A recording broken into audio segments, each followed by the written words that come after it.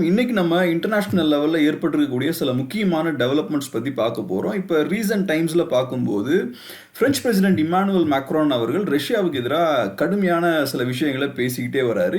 இப்போவும் ரீசெண்டாக அவர் என்ன பண்ணுறாருன்னா, நேட்டோ நாடுகளை பற்றி அவர் பேசும்போது நம்ம எல்லா ஆப்ஷன்ஸுக்கும் ரெடியாக இருக்கணும். Even if in case NATO படைகளை யுக்ரைனுக்கு அனுப்பி ரஷ்யாவுக்கு எதிராக சண்டை போட வேண்டிய ஒரு தேவை வந்தாலும் அதுக்கும் நம்ம தயாராக இருக்கணும் அப்படின்ற மாதிரி இமானுவல் மேக்ரான் அவர்கள் பேசுகிறார். ஸோ இந்த விஷயம் பார்த்தோம்னா எல்லாருக்கும் பெரிய ஒரு சர்ப்ரைஸ். ஏன்னா இமானுவல் மேக்ரான் அவர்களை பொறுத்தளவில் அவரோட சொந்த நாட்டு படைகளை யுக்ரைனுக்கு அனுப்பி ரஷ்யாவுக்கு எதிராக சண்டை போடுறது கூட அவர் தயாராக இருக்கார் அப்படின்ற ஒரு விஷயத்தை வெளிப்படுத்துகிறார். இந்த விஷயத்தை அவர் சொன்னதுக்கு அப்புறம் மற்ற நாடுகள் அவங்களோட நிலைப்பாட்டை தெளிவுபடுத்துறாங்க.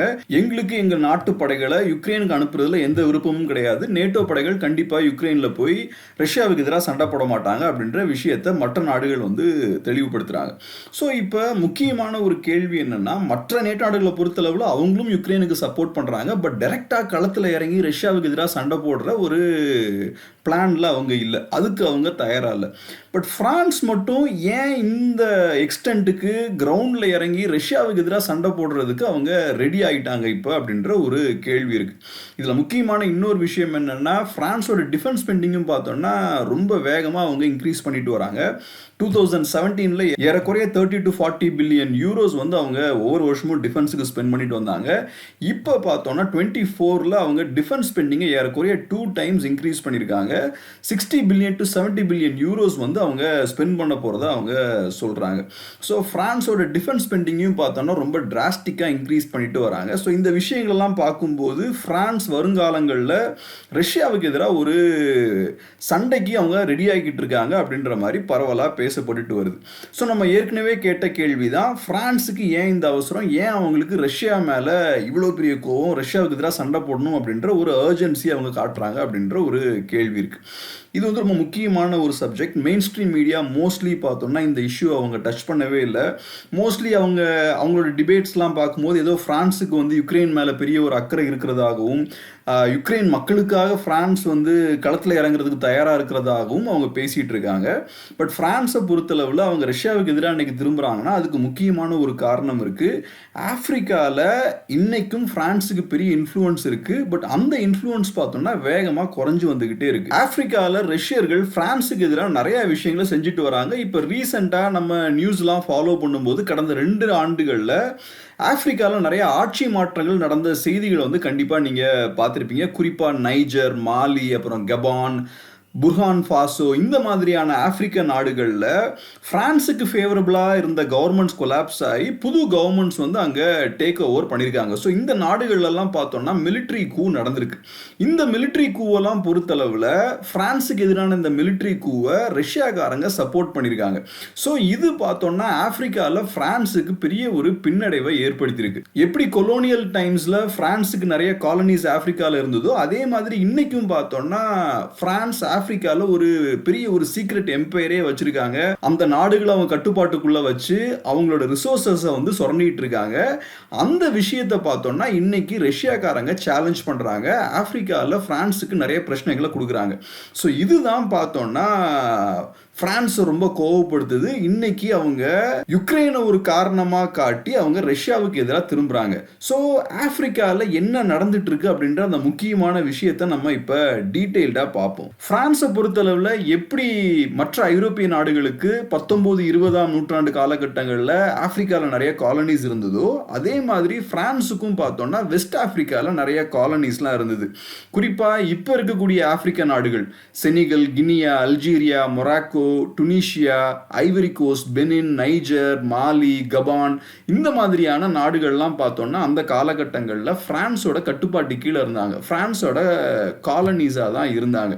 ஸோ இந்த பகுதிகள் எல்லாம் சேர்த்து ஒட்டுமொத்தமாக பிரெஞ்சு வெஸ்ட் ஆப்பிரிக்கா அப்படின்ற மாதிரி அழைத்தாங்க. 2ஆம் உலக போர் முடிவுக்கு வந்ததுக்கு அப்புறம் கொலோனியல் பவர்ஸ் எல்லாமே பலவீனப்பட ஆரம்பிக்கிறாங்க. அந்த வகையில் பிரான்ஸும் பலவீனப்படுறாங்க.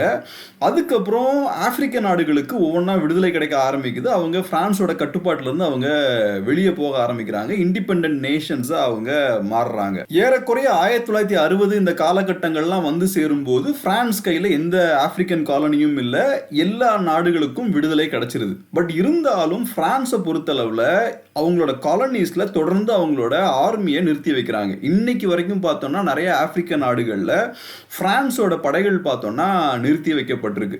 அதுக்கு அவங்க என்ன காரணம் சொல்றாங்கன்னா, இந்த நாடுகள்ல நிறைய டெரரிசம்லாம் இருக்கு, நிறைய இன்ஸ்டபிலிட்டிலாம் அங்க இருக்கு. ஸோ அந்த நாடுகளுக்கு டெரரிசமை கவுண்டர் பண்றதுக்கும் அங்க இருக்கக்கூடிய லோக்கல் படைகளுக்கு வந்து ட்ரைனிங் கொடுக்கறதுக்கும் நாங்க இங்க படைகள் அங்க நிறுத்தி வச்சிருக்கோம் அப்படின்ற மாதிரியான ஒரு சாக்கு போக்க சொல்றாங்க. அது போக இந்த ஆப்பிரிக்க நாடுகளுக்கு பிரான்ஸ் கிட்ட இருந்து விடுதலை கிடைத்ததுக்கு அப்புறமும் அந்த நாடுகளை பிரான்ஸோட கட்டுப்பாட்டு கீழே வச்சுக்கிறதுக்காக பிரான்ஸ் வந்து ஒரு வித்தியாசமான ஒரு டாக்டிஸை வந்து அவங்க கையாளுறாங்க. CFA பிராங்க் அப்படின்ற ஒரு கரன்சியை அவங்க இன்ட்ரடியூஸ் பண்றாங்க. 1945 இந்த கரன்சி இன்ட்ரடியூஸ் பண்றாங்கன்னு நினைக்கிறேன். ஆப்பிரிக்கன் கண்ட்ரீஸ், அவங்க கட்டுப்பாட்டில் இருந்த ஆப்பிரிக்கன் கண்ட்ரீஸ் இந்த கரன்சியை யூஸ் பண்ணும் அப்படின்ற மாதிரி அவங்க புஷ் பண்றாங்க. ஸோ இன்னைக்கும் பார்த்தோம்னா ஏறக்குறைய 14-15 கண்ட்ரீஸ் பார்த்தோம்னா central bank of France issue பண்ணக்கூடிய இந்த CFA கரன்சியை தான் இன்னைக்கும் இந்த ஆப்பிரிக்க நாடுகள் பார்த்தோம்னா யூஸ் பண்ணிட்டு இருக்காங்க. ஸோ ஒரு வகையில் பார்க்கும்போது இந்த ஆப்பிரிக்க நாடுகளோட மானிட்டரி பாலிசி இருக்கு இல்லையா, பணம் சார்ந்த கொள்கைகள்லாம் இருக்கு இல்லையா, அதை இன்னைக்கும் பிரான்ஸ் தான் கண்ட்ரோல் பண்ணிக்கிட்டு இருக்காங்க. ஸோ இப்போ நம்ம நாட்டில் பொருளாதார தேவைக்கு ஏற்ற மாதிரி நம்மளோட ரிசர்வ் பேங்க் என்ன பண்ணுவாங்கன்னா, மணி சப்ளை இன்க்ரீஸ் பண்ணுவாங்க, கம்மி பண்ணுவாங்க, இன்ட்ரெஸ்ட் ரேட் இன்க்ரீஸ் பண்ணுவாங்க, கம்மி பண்ணுவாங்க. இந்த மாதிரி விஷயங்களை அந்த ஆப்பிரிக்க நாடுகள் செய்ய முடியாது. ஏன்னா அந்த கரன்சி வந்து இஷ்யூ பண்றது central bank of France. So இந்த பவர்ஸ் பார்த்தோம்னா பிரான்ஸோட கட்டுப்பாட்டில் தான் இருக்கு. ஸோ இன்னைக்கும் பார்த்தோம்னா இந்த ஆப்பிரிக்க நாடுகளுக்கு விடுதலை கிடைத்திருந்தாலும் இன்னைக்கும் அவங்க பொருளாதார ரீதியா பிரான்ஸோட கட்டுப்பாட்டில் தான் இருக்காங்க. இது போக இன்னொரு முக்கியமான ஒரு விஷயம் என்னன்னா, நம்ம ஏற்கனவே பார்த்தது போல பிரெஞ்சு ஆர்மி இன்னைக்கும் நிறைய ஆப்பிரிக்க நாடுகளில் நிறுத்தி வைக்கப்பட்டிருக்கு. அதுக்கு முக்கியமான காரணம் என்னன்னா, இந்த ஆப்பிரிக்க நாடுகளில் பெரிய இன்ஸ்டபிலிட்டி நிறைய பகுதிகளில் இருக்கு. குறிப்பாக சஹேல் ரீஜன் அப்படின்ற ஒரு பகுதி இருக்கு. நார்த் ஆப்பிரிக்காவுக்கும் சவுத் ஆப்பிரிக்காவுக்கும் நடுவில் இருக்கக்கூடிய ஒரு பகுதி. இந்த பகுதியை பார்த்தோம்னா மேப்ல ஒரு தின்னான ஒரு நீளமான ஒரு ஸ்ட்ரெச் ஆஃப் பகுதியாக இருக்கும். இது அட்லாண்டிக் ஓஷனையும் ரெட் சீயும் கனெக்ட் பண்ணக்கூடிய ஒரு பகுதி. இந்த பகுதியில் இருக்கக்கூடிய நாடுகள் எடுத்துக்கிட்டோம்னா மோஸ்ட்லி இந்த நாடுகளில் பெரிய ஸ்டெபிலிட்டி இருக்காது. ரெகுலராக இந்த நாடுகளில் பார்த்தோம்னா மிலிட்ரி கூ நடந்துகிட்டே இருக்கும். ஸோ இந்த நாடுகளை பற்றி கேலியாக சொல்லக்கூடிய ஒரு விஷயம் என்னன்னா, த கூ பெல்ட் ஆஃப் ஆப்பிரிக்காம்பாங்க. ஏன்னா அங்கே ஆட்சி மாற்றம் நடந்துகிட்டே இருக்கும். சோ அந்த பகுதியில் இருக்கக்கூடிய ஆட்சியாளர்கள் என்ன பண்றாங்கன்னா, அந்த பகுதியில் நிறைய இன்ஸ்டபிலிட்டி இருக்கிறனால அவங்க ஆட்சியை தக்க வச்சுக்கிறதுக்காக அவங்க என்ன பண்றாங்கன்னா, பிரான்ஸ் கிட்ட அவங்க போறாங்க. பிரெஞ்சு ஆர்மியோட சப்போர்ட் அவங்க கேட்கறாங்க.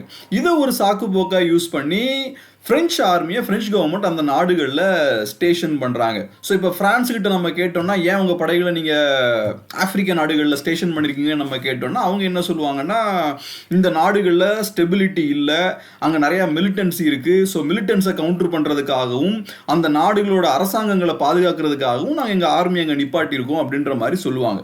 பட் பிரான்ஸை பொறுத்தளவில் அவங்களோட நிஜமான இன்டென்ஷன் என்னன்னா, நம்ம ஏற்கனவே பார்த்தது போல CFA கரன்சி இருக்கு இல்லையா, அந்த கரன்சியை யூஸ் பண்ணி இந்த நாடுகளோட பொருளாதாரத்தை கண்ட்ரோல் பண்ணுவாங்க. அப்புறம் இன்னொரு சைடுல அவங்களோட ஆர்மியை உள்ள இறக்கி அவங்களோட நாடுகளையும் பார்த்தோம்னா கம்ப்ளீட்டா கண்ட்ரோல் பண்ணுவாங்க. ஸோ பிரெஞ்சு ஆர்மியோட சப்போர்ட் இல்லாம நம்ம கவர்மெண்ட் நடத்த முடியாது அப்படின்ற ஒரு சூழலை வந்து அவங்க ஏற்படுத்துவாங்க. ஸோ இப்போ இந்த மாதிரியான ஒரு சூழல்ல ஆப்பிரிக்காவில் இருக்கக்கூடிய மக்களுக்கு, இந்த நாடுகளில் வாழக்கூடிய மக்களுக்கு நல்லா தெரியும், பிரான்ஸ் வந்து நம்மளை சுரண்டிக்கிட்டு இருக்காங்க, நம்ம நாட்டில் இருக்கக்கூடிய இயற்கை வளங்களை சுரண்டுறாங்க, நம்ம கவர்மெண்ட்டை கம்ப்ளீட்டா கண்ட்ரோல் பண்றாங்க, ராணுவத்தை யூஸ் பண்ணி நம்மளை மிரட்டிட்டு இருக்காங்க அப்படின்ற விஷயம் அவங்களுக்கு நல்லா தெரியும். அது போக ஆப்பிரிக்காவில் பிரான்ஸுக்கு ஒரு வரலாறும் இருக்கு. ஏறக்குறைய 150 ஆண்டுகளா அவங்க ஆப்பிரிக்காவில் சுரண்டிக்கிட்டு இருக்காங்க. ஸோ ஆப்பிரிக்க மக்களை பொறுத்தளவில் அவங்களுக்கு பிரான்ஸ் மேல பெரிய ஒரு கோபம் இருக்கு. கண்டினியூஸா நம்மளை சுரண்டிக்கிட்டே இவங்க இருக்காங்க, பல ஆண்டுகளாக சுரண்டிட்டு இருக்காங்க அப்படின்ற ஒரு கோபம் இருக்கு. ஸோ இப்போ ரீசன்ட் டைம்ஸ் பார்த்தோம்னா பிரான்ஸுக்கு எதிரான நிறைய போராட்டங்கள் ஆப்பிரிக்காவில் வெடிக்க ஆரம்பிக்குது. ஸோ அதோட வெளிப்பாடு தான் 2022 2023 இந்த காலகட்டங்களில் பார்த்தோம்னா ஆப்பிரிக்காவில் நிறைய ஆட்சி மாற்றங்கள் ஏற்படுது. 2021 மாலியில் ஒரு மிலிட்ரி கூ நடக்குது. அங்கே இருக்கக்கூடிய வைஸ் பிரசிடென்ட் என்ன பண்ணுறாருன்னா, ராணுவத்தோட உதவியோட அங்கே ஆட்சியை கைப்பற்றிடுறாரு. அங்கே இருந்த ப்ரோ பிரெஞ்சு கவர்மெண்ட் வீழ்த்தப்படுது. அதுக்கப்புறம் ஆகஸ்ட் மாதம் 2022ஆம் ஆண்டு அங்கிருந்த பிரெஞ்சு ஆர்மி இருக்கு இல்லையா, அவங்கள மாலியிலிருந்து அவங்க விரட்டி அடிச்சிடுறாங்க. ஸோ இது பிரான்ஸுக்கு முதல்ல பெரிய ஒரு செட்பேக்காக அமையுது. பிரெஞ்சு ஆர்மி அங்கிருந்து வெளியேற்றப்படுது. அதுக்கப்புறம் செப்டம்பர் மாதம் 2022ஆம் ஆண்டு புர்கினா ஃபாசோலையும் பெரிய ஒரு ஆட்சி மாற்றம் நடக்குது. அங்கேயும் அங்க இருந்த ப்ரோ பிரெஞ்சு கவர்மெண்ட் பார்த்தோம்னா வீழ்த்தப்படுது. இந்த ஆட்சி மாற்றம் நடந்ததுக்கு அப்புறம் பிப்ரவரி மாதம் 2023ஆம் ஆண்டு அங்க இருந்த பிரெஞ்சு ராணுவத்தை அந்த ஆட்சியாளர்கள், புதுசா ஆட்சியை கைப்பற்றின ஆட்சியாளர்கள் என்ன பண்றாங்கன்னா அவங்களும் விரட்டி அடிச்சிடுறாங்க. ஸோ இதுவும் பார்த்தோம்னா பிரான்ஸுக்கு பெரிய ஒரு பின்னடைவா அமையுது. மூணாவதா நைஜர் நாட்டிலையும் பெரிய ஒரு ஆட்சி மாற்றம் நடக்குது. ஜூலை மாதம் 2023ஆம் ஆண்டு ப்ரோ பிரான்ஸ் கவர்மெண்ட் பார்த்தோம்னா நைஜர்ல அவங்களோட ஆட்சி ஒரு முடிவு கொண்டு வரப்படுது. இப்போ நைஜரை பொறுத்தளவுல நைஜர்ல நடந்திருக்கக்கூடிய இந்த ஆட்சி மாற்றம் இருக்கு இல்லையா, இது பிரான்ஸுக்கு பெரிய ஒரு பின்னடைவு. ஏன்னா பிரான்ஸுக்கு தேவையான யுரேனியம் அவங்க நைஜர் நாட்டில இருந்து அவங்க இம்போர்ட் பண்ணிட்டு இருந்தாங்க. பெரிய அளவுல நைஜர்ல இருந்து அவங்க பிரான்ஸுக்கு தேவையான யுரேனியமை இம்போர்ட் பண்ணிட்டு இருந்தாங்க. பிரான்ஸை பொறுத்தளவில் அங்கே ஏகப்பட்ட நியூக்ளியர் பவர் பிளான்ஸ் இருக்கு. இந்த நியூக்ளியர் பவர் பிளான்ஸை யூஸ் பண்ணி தான் அவங்களுக்கு தேவையான எனர்ஜி வந்து அவங்க உற்பத்தி பண்ணிட்டு இருக்காங்க. ஸோ அவங்களுக்கு யுரேனியமுக்கான தேவை நிறையா இருக்கு. இப்போ நைஜரில் பார்த்தோம்னா இப்படிப்பட்ட ஒரு சூழலில் ஒரு ஆட்சி மாற்றம் ஏற்பட்டிருக்கு. இதுவும் பிரான்ஸுக்கு பெரிய ஒரு பின்னடைவு. அதுக்கப்புறம் 2023ஆம் ஆண்டு கபான்லையும் ஒரு ஆட்சி மாற்றம் ஏற்படுது. இங்கேயும் பிரான்ஸுக்கு ஃபேவரபிளாக இருந்த கவர்மெண்ட் பார்த்தோம்னா வீழ்த்தப்படுது. ஸோ இப்படி வெஸ்ட் ஆப்பிரிக்கா முழுக்க பிரான்ஸுக்கு ஃபேவரபிளா இருந்த கவர்மெண்ட்ஸ் பார்த்தோம்னா ஒவ்வொன்றா வீழ்த்தப்படுது. இதுல முக்கியமான ஒரு விஷயம் என்னன்னா, பிரான்ஸுக்கு ஃபேவரபிளா இருந்த கவர்மெண்ட்ஸ் வீழ்த்தப்படுது, பிரெஞ்சு படைகள் அந்த நாட்டில இருந்து வெளியேற்றப்படுறாங்க.